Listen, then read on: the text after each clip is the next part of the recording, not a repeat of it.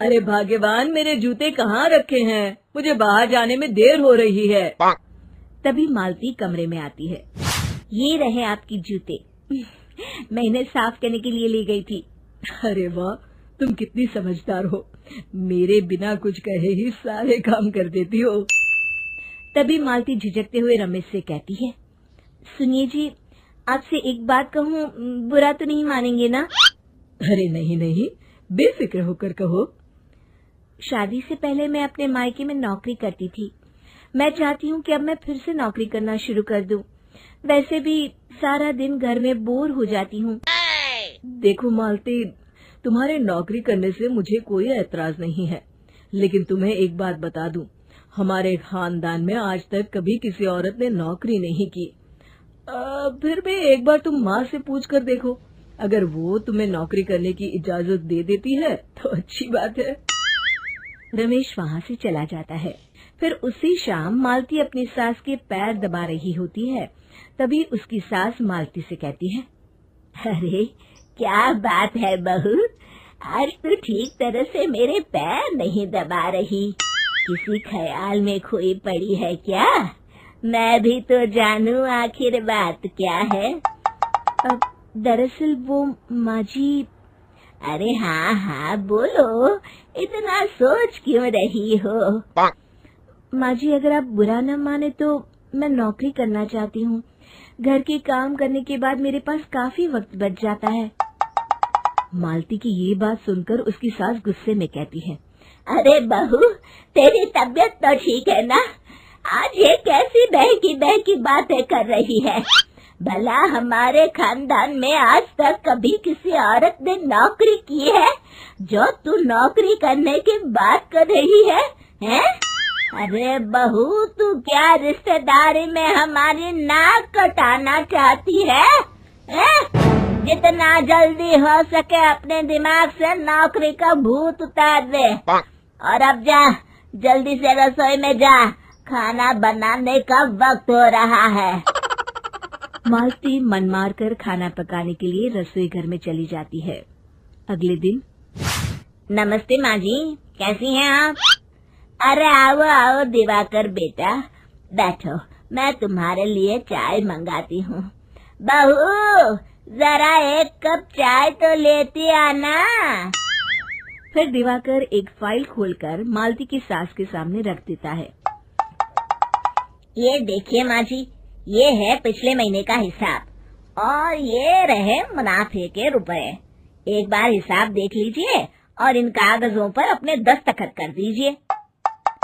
अरे दिवाकर बेटा, मैंने भला आज तक कभी तेरा हिसाब देखा है जो अब देखूंगी? ला बता, कहाँ दस्तखत करूं?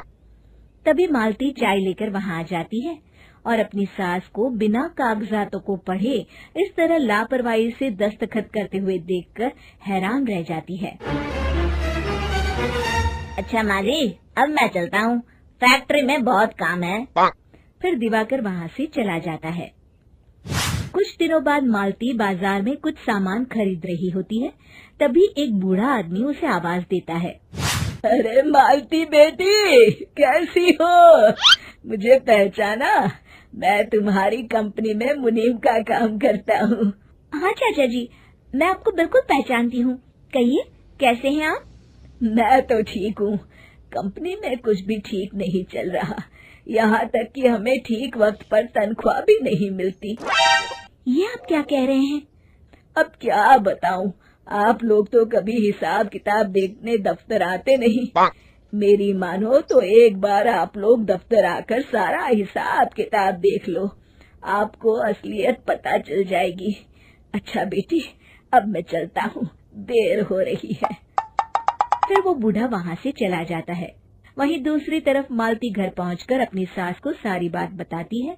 तभी वहाँ रमेश भी आ जाता है, लेकिन मालती की सास मालती की किसी भी बात पर विश्वास नहीं करती। तभी रमेश कहता है, अरे माँ, बिना आग के कभी धुआं नहीं उठता।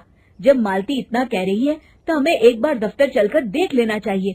वैसे भी हम लोग काफी दिन से अपने दफ्तर नहीं गए हैं। इस तरह किसी एक आदमी के भरोसे काम छोड़ना मुझे भी ठीक नहीं लगता।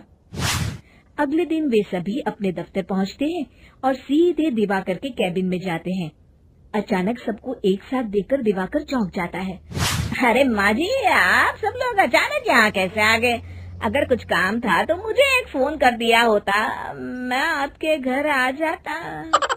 तभी मालती की सास कहती है, अरे दिवाकर बेटा, आज मैं हिसाब देखने दफ्तर आई हूँ, जरा मुझे पिछले 6 महीनों का हिसाब दिखाना तो बेटा।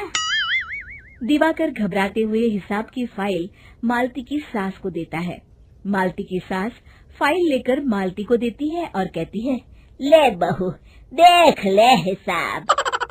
मालती फाइल को बड़े गौर से देखती है और अगले ही पल उसे सारी गड़बड़ी समझ में आ जाती है। वो अपनी सास से कहती है, माँ जी, मुनीम चाचा बिल्कुल सही कह रहे थे।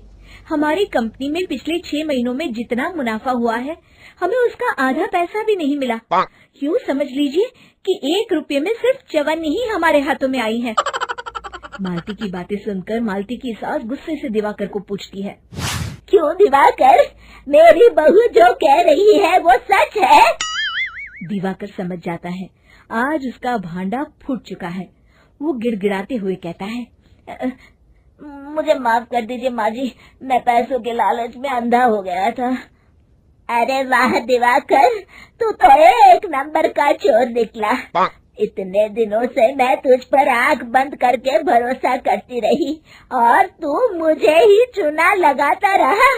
अभी के अभी निकल यहाँ से और दोबारा अपनी शक्ल मत दिखाना। दिवाकर वहाँ से भाग जाता है। मालती की सास मालती को शाबाशी देते हुए कहती है, बहू, आज मैं समझ गई कि पढ़ाई लिखाई हमारी जिंदगी में कितनी जरूरी है। मैं बहुत किस्मत वाली हूँ जो मुझे तुझ जैसी बहू मिली है। शिक्षा, पढ़ाई लिखाई का इस्तेमाल सही जगह करके हम दुनिया में बहुत कुछ बदल सकते हैं।